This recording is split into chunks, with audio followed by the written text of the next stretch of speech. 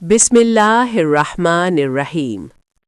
دورہ قرآن 2026 11 سورت آل عمران۔ آخری حصہ کے اہم موضوعات: جنگ احد کا پس منظر اور ابتدائی حالات، آیات 121 سے 129۔ سود سے اجتناب اور تقوی کی ہدایت، آیات 130 سے 136۔ احد کی شکست کے اسباب اور اصلاح، آیات 137 سے 143۔ جنگ احد کے واقعات اور منافقین کا کردار، آیات 144 سے 155۔ شہداء کا مقام اور اللہ کی نصرت کا قانون، آیات 156 سے 175۔ صبر، تقوی اور کامیابی کا آخری اصول، آیات 176 سے 200۔ پہلا موضوع، جنگ احد کا پس منظر اور ابتدائی حالات۔ اب ہم سورت آل عمران کے اس حصے کی طرف آتے ہیں جہاں جنگ احد کے واقعات کا ذکر شروع ہوتا ہے۔ یہ بیان صرف ایک تاریخی واقعہ نہیں بلکہ ایمان، قیادت اور آزمائش کے اصول سکھانے کے لیے ہے۔ آیت 121 میں ذکر آتا ہے کہ نبی کریم صلی اللہ علیہ وسلم صبح سویرے اپنے گھر سے نکلے تاکہ مسلمانوں کو جنگ کے لیے مناسب مقامات پر مقرر کریں۔ اس سے معلوم ہوتا ہے کہ اسلام میں جنگ بھی نظم و حکمت کے ساتھ لڑی جاتی ہے۔ رسول صلی اللہ علیہ وسلم نے لشکر کی صف بندی کی، مختلف مقامات پر مجاہدین کو تعینات کیا اور ایک واضح حکمت عملی بنائی۔ یہ جنگ بدر کے تقریباً 1 سال بعد پیش آئی۔ بدر میں مسلمانوں کو عظیم فتح ملی تھی، مگر اس فتح نے دشمنوں کے دلوں میں انتقام کی آگ بھڑکا دی۔ قریش نے بڑی تیاری کے ساتھ مدینہ پر حملہ کیا اور 3000 کا لشکر لے کر آئے۔ آیات میں یہ بھی بیان ہوا کہ اس موقع پر مسلمانوں کے اندر ایک کمزوری بھی ظاہر ہوئی۔ ایک گروہ ایسا تھا جو دل میں ہمت ہارنے لگا تھا، مگر اللہ نے انہیں ثابت قدم رکھا۔ یہ واقعہ ہمیں یہ سکھاتا ہے کہ مشکل وقت میں ایمان کا امتحان ہوتا ہے۔ پھر قرآن مسلمانوں کو بدر کی یاد دلاتا ہے۔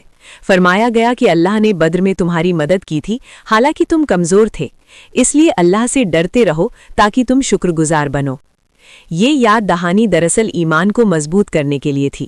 مقصد یہ تھا کہ مسلمان سمجھ جائیں کہ فتح اور شکست دونوں اللہ کے نظام کے تحت ہوتی ہیں۔ کبھی کامیابی کے ذریعے اللہ شکر کا امتحان لیتا ہے اور کبھی آزمائش کے ذریعے صبر کا۔ آخر میں یہ بھی فرمایا گیا کہ فیصلہ اللہ کے ہاتھ میں ہے، وہ چاہے تو دشمنوں کو معاف کر دے اور چاہے تو انہیں سزا دے، کیونکہ وہی سب کچھ جاننے والا ہے۔ اس حصے کا مرکزی پیغام یہ ہے کہ میدان جنگ ہو یا زندگی کا کوئی اور امتحان، کامیابی کا اصل راز صبر، تقوی اور اللہ پر اعتبار ہے۔ دوسرا موضوع، سود سے اجتناب اور تقوی کی ہدایت۔ اب ہم سورت آل عمران کی آیات 130 سے 136 کی طرف آتے ہیں۔ اس حصے میں اللہ تعالیٰ مسلمانوں کو ایک نہایت اہم معاشرتی اور اخلاقی ہدایت دیتا ہے: سود سے اجتناب اور تقوی کی زندگی۔ آیت 130 میں واضح حکم دیا گیا: اے ایمان والو، سود کو کئی گنا بڑھا کر نہ کھاؤ اور اللہ سے ڈرو تاکہ تم کامیاب ہو جاؤ۔ یہ آیت ربا یعنی سود کی سخت ممانعت کرتی ہے۔ اس زمانے میں سود کا نظام یہ تھا کہ قرض پر بار بار اضافہ کیا جاتا تھا اور آخر کار مقروض شخص شدید ظلم کا شکار ہو جاتا تھا۔ قرآن نے اس ظالمانہ معاشی نظام کو ختم کرنے کے لیے یہ اصول دیا کہ مسلمان اپنے مالی معاملات انصاف اور رحم کے ساتھ کریں۔ پھر فوراً تقوی کی طرف توجہ دلائی گئی۔ تقوی کا مطلب ہے انسان اپنی زندگی کو اللہ کے احکام کے مطابق ڈھالے اور ہر ایسے کام سے بچے جو اللہ کی ناراضی کا سبب بنے۔ آیات 131 اور 132 میں فرمایا گیا کہ اس آگ سے بچو جو کافروں کے لیے تیار کی گئی ہے، اور اللہ اور رسول کی اطاعت کرو تاکہ تم پر رحم کیا جائے۔ یعنی تقوی صرف نظریہ نہیں بلکہ اطاعت کی عملی شکل ہے۔ پھر آیت 133 میں جنت کی طرف سبقت کرنے کی دعوت دی گئی۔ اپنے رب کی مغفرت اور اس جنت کی طرف دوڑو جس کی وسعت آسمانوں اور زمین کے برابر ہے اور جو متقین کے لیے تیار کی گئی ہے۔ یہاں جنت کا ذکر اس لیے کیا گیا کہ انسان کو یہ احساس ہو کہ اللہ کے احکام پر چلنے کا انجام عظیم کامیابی ہے۔ اس کے بعد متقین کی چند نمایاں خصوصیات بیان کی گئی۔ فرمایا گیا کہ وہ لوگ خوشی اور تنگی دونوں حالتوں میں اللہ کی راہ میں خرچ کرتے ہیں۔ وہ اپنے اپنے غصے کو قابو میں رکھتے ہیں اور لوگوں کو معاف کر دیتے ہیں، اور اللہ ایسے نیک لوگوں کو پسند کرتا ہے۔ یہ صفات ہمیں بتاتی ہیں کہ تقوی صرف عبادات تک محدود نہیں بلکہ اخلاق، معاملات اور معاشرتی رویوں میں بھی ظاہر ہوتا ہے۔ پھر آیات 135 اور 136 میں توبہ اور مغفرت کا دروازہ کھولا گیا۔ فرمایا گیا کہ جب ان سے کوئی غلطی یا گناہ ہو جاتا ہے تو وہ فوراً اللہ کو یاد کرتے ہیں اور اپنے گناہوں کی معافی مانگتے ہیں اور جان بوجھ کر گناہ پر قائم نہیں رہتے۔ ایسے لوگوں کے لیے اللہ کی طرف سے مغفرت اور جنت کی خوشخبری ہے۔ اس حصے کا مرکزی پیغام یہ ہے کہ اسلام ایک پاکیزہ معاشرہ قائم کرنا چاہتا ہے جہاں سود جیسی ظلم پر مبنی معیشت نہ ہو، جہاں اخلاق، معافی اور تقوی کی فضا ہو، اور جہاں گناہ کے بعد بھی توبہ کا دروازہ ہمیشہ کھلا رہے۔ تیسرا موضوع، احد کی شکست سے سبق اور آزمائش کا مقصد۔ اب ہم سورت آل عمران کی آیات 137 سے 143 کی طرف آتے ہیں۔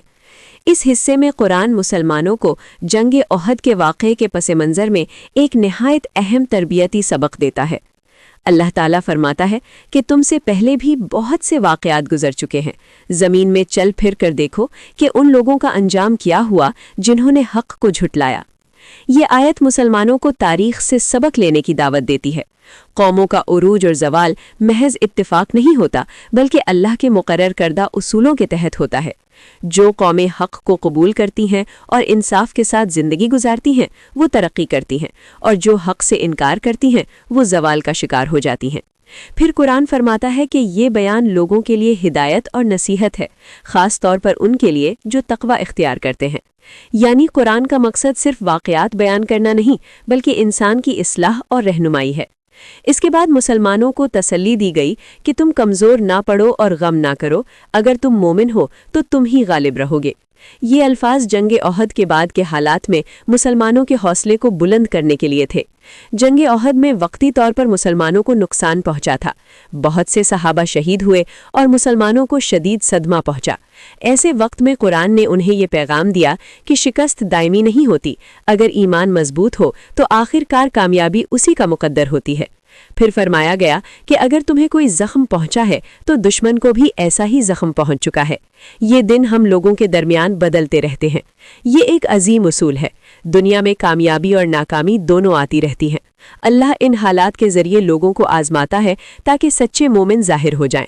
پھر آیت میں بتایا گیا کہ اللہ چاہتا ہے کہ تم میں سے کچھ لوگوں کو شہادت کا مقام عطا کرے، یعنی آزمائش کے ذریعے اللہ بعض لوگوں کو بلند درجات عطا کرتا ہے۔ آخر میں فرمایا گیا کہ کیا تم یہ سمجھتے ہو کہ تم جنت میں داخل ہو جاؤ گے، حالانکہ ابھی اللہ نے یہ ظاہر نہیں کیا کہ تم میں سے کون جہاد کرتا ہے اور کون صبر کرتا ہے۔ اس حصے کا مرکزی پیغام یہ ہے کہ آزمائش ایمان کو مضبوط بنانے کے لیے ہوتی ہے۔ شکست اور مشکل حالات دراصل مومن کی تربیت کرتے ہیں اور اسے صبر، استقامت اور قربانی کے راستے پر مضبوط کرتے ہیں۔ چوتھا موضوع، جنگ احد کے واقعات اور منافقین کا کردار۔ اب ہم سورت آل عمران کی آیات 144 سے 155 کی طرف آتے ہیں۔ اس حصے میں جنگ احد کے دوران پیش آنے والے بعض اہم واقعات اور مسلمانوں کی کمزوریوں کا ذکر کیا گیا ہے تاکہ امت کو ان سے سبق ملے۔ آیت 144 میں ایک بنیادی حقیقت بیان کی گئی۔ محمد صلی اللہ علیہ وسلم ایک رسول ہی تو ہے، ان سے پہلے بھی بہت سے رسول گزر چکے ہیں۔ اگر وہ وفات پا جائیں یا شہید ہو جائیں تو کیا تم الٹے پاؤں پھر جاؤ گے؟ جنگ احد کے دوران ایک افواہ پھیل گئی تھی کہ نبی کریم صلی اللہ علیہ وسلم شہید ہو گئے ہیں۔ اس خبر نے بعض مسلمانوں کے حوصلے کو متزلزل کر دیا۔ قرآن نے اس موقع پر یہ اصول واضح کیا کہ ایمان کسی شخصیت کے ساتھ نہیں بلکہ اللہ کے دین کے ساتھ وابستہ ہونا چاہیے۔ پھر قرآن نے بتایا کہ جو شخص اللہ کی راہ میں ثابت قدم رہتا ہے وہی کامیاب ہوتا ہے، اور جو شخص پیچھے ہٹ جاتا ہے وہ دراصل خود اپنا نقصان کرتا ہے۔ آیات میں یہ بھی بیان کیا گیا کہ اللہ کے حکم کے بغیر کوئی جان نہیں مر سکتی۔ ہر انسان کی زندگی اور موت ایک مقررہ وقت کے تحت ہے۔ اس سے یہ سبق ملتا ہے کہ میدان جنگ ہو یا زندگی کا کوئی اور مرحلہ، مومن کو موت کے خوف سے اپنے فرض سے پیچھے نہیں ہٹنا چاہیے۔ پھر قرآن نے ان صحابہ کی تعریف بھی کی جو مشکل وقت میں ثابت قدم رہے۔ انہوں نے دعا کی، اے ہمارے رب، ہمارے گناہ معاف فرما اور ہمارے معاملات میں ہماری کوتاہیوں کو دور کر اور ہمارے قدم جما دے اور کافروں کے مقابلے میں ہماری مدد فرما۔ یہ دعا ہمیں یہ سکھاتی ہے کہ مشکل حالات میں مومن اللہ کی طرف رجوع کرتا ہے اور اسی سے مدد طلب کرتا ہے۔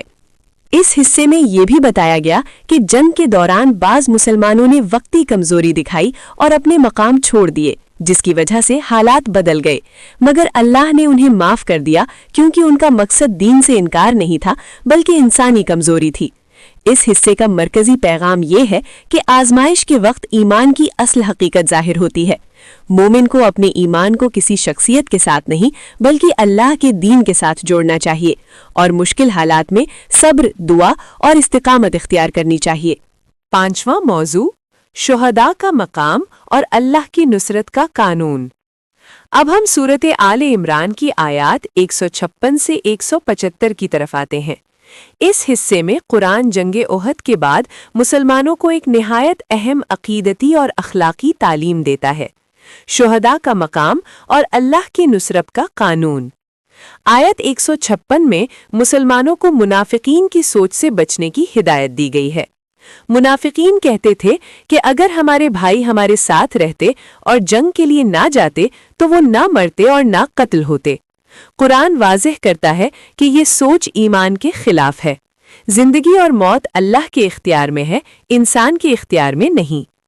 پھر آیت 157 میں فرمایا گیا کہ اگر تم اللہ کی راہ میں قتل ہو جاؤ یا مر جاؤ تو اللہ کی مغفرت اور رحمت ان سب چیزوں سے بہتر ہے جو لوگ دنیا میں جمع کرتے ہیں، یعنی شہادت کوئی نقصان نہیں بلکہ ایک عظیم کامیابی ہے۔ آیات 169 سے 171 میں شہداء کے مقام کو نہایت عظیم انداز میں بیان کیا گیا ہے۔ فرمایا گیا، جو لوگ اللہ کی راہ میں قتل کیے گئے انہیں مردہ نہ سمجھو بلکہ وہ اپنے رب کے پاس زندہ ہیں اور رزق دیے جا رہے ہیں۔ یہ آیت شہادت کی حقیقت کو واضح کرتی ہے۔ بظاہر شہید دنیا سے رخصت ہو جاتا ہے مگر حقیقت میں وہ اللہ کے ہاں زندہ ہوتا ہے اور خاص نعمتوں سے نوازا جاتا ہے۔ پھر فرمایا گیا کہ شہداء خوش ہوتے ہیں اس نعمت پر جو اللہ نے انہیں عطا کی ہے، اور وہ ان لوگوں کے لیے بھی خوشخبری دیتے ہیں جو ابھی ان کے بعد دنیا میں ہیں کہ ان کے لیے بھی نہ کوئی خوف ہے اور نہ کوئی غم۔ یہ بیان دراصل مومن کے دل میں قربانی کا جذبہ پیدا کرتا ہے۔ جب انسان کو یقین ہو کہ اللہ کی راہ میں دی گئی قربانی ضائع نہیں ہوتی بلکہ ہمیشہ کی کامیابی بن جاتی ہے تو وہ حق کے لیے کھڑے ہونے سے نہیں ڈرتا۔ پھر آیات 172 سے 175 میں ان مومنین کا ذکر ہے جو زخمی ہونے کے باوجود اللہ اور رسول کی پکار پر لبیک کہتے ہیں۔ دشمن میں انہیں ڈرانے کی کوشش کی مگر انہوں نے کہا، حسبنا اللہ و نعم الوکیل، اللہ ہمارے لیے کافی ہے اور وہ بہترین کارساز ہے۔ اس حصے کا مرکزی پیغام یہ ہے کہ اللہ کی راہ میں دی گئی قربانی کبھی ضائع نہیں ہوتی۔ جو لوگ اللہ پر بھروسہ کرتے ہیں اور حق کے لیے ثابت قدم رہتے ہیں، اللہ انہیں عزت اور کامیابی عطا کرتا ہے۔ 6واں موضوع، صبر، تقوی اور کامیابی کا آخری اصول۔ اب ہم سورت آل عمران کے آخری حصے کی طرف آتے ہیں جو آیات 176 سے 200 تک پھیلا ہوا ہے۔ یہ سورت کا اختتامی پیغام ہے جس میں اللہ تعالیٰ اہل ایمان کو آخری ہدایات دیتا ہے اور کامیابی کا جامع اصول بیان کرتا ہے۔ سب سے پہلے مسلمانوں کو تسلی دی گئی کہ جو لوگ کفر میں تیزی سے آگے بڑھ رہے ہیں وہ آپ کو غمگین نہ کریں۔ بظاہر ان کی ترقی اور طاقت نظر آ سکتی ہے مگر حقیقت میں وہ خود اپنے نقصان کا سامان کر رہے ہیں۔ دنیا کی عارضی کامیابی اللہ کے نزدیک حقیقی کامیابی نہیں۔ پھر قرآن دنیا اور آخرت کے فرق کو واضح کرتا ہے۔ دنیا کی زندگی ایک عارضی امتحان ہے جبکہ اصل کامیابی آخرت کی کامیابی ہے۔ جو لوگ اللہ سے ڈرتے ہیں اور ایمان کے ساتھ زندگی گزارتے ہیں ان کے لیے جنت کی دائمی نعمتیں تیار ہیں۔ آیات میں اہل کتاب کے ان لوگوں کا بھی ذکر کیا گیا ہے جو حق کو پہچان کر ایمان لے آئے۔ یہ ہمیں سکھاتا ہے کہ قرآن انصاف کے ساتھ بات کرتا ہے اور کسی قوم کے بارے میں عمومی فیصلہ کرتے وقت ان کے اچھے لوگوں کو نظر انداز نہیں کرتا۔ پھر آخر میں اہل ایمان کو ایک جامع ہدایت دی گئی ہے جو پوری سورت کے پیغام کا خلاصہ ہے۔ آیت 200 میں فرمایا گیا، اے ایمان والو، صبر کرو، ثابت قدم رہو، ایک دوسرے کو مضبوط کرو اور اللہ سے ڈرتے رہو تاکہ تم کامیاب ہو جاؤ۔ یہاں 4 بنیادی اصول بیان کیے گئے ہیں۔ پہلا، صبر یعنی مشکلات میں ثابت قدم رہنا۔ دوسرا، مثابرت یعنی اجتماعی طور پر استقامت دکھانا اور ایک دوسرے کو مضبوط کرنا۔ تیسرا، رابطہ یعنی دین کی حفاظت اور ذمہ داری کے لیے تیار رہنا۔ اور چوتھا، تقوی یعنی ہر حال میں اللہ کی نافرمانی سے بچنا۔ یہ 4 اصول دراصل ایک مضبوط امت کی بنیاد ہے۔ جب کوئی جماعت صبر، استقامت، اتحاد اور تقوی کے ساتھ زندگی گزارتی ہے تو وہ مشکلات کے باوجود کامیاب ہو جاتی ہے۔ اس حصے کا مرکزی پیغام یہ ہے کہ کامیابی صرف طاقت سے نہیں بلکہ صبر، اتحاد اور اللہ کے خوف سے حاصل ہوتی ہے۔ یہی وہ اصول ہیں جن پر قائم رہ کر امت مسلمہ اپنی حقیقی کامیابی حاصل کر سکتی ہے۔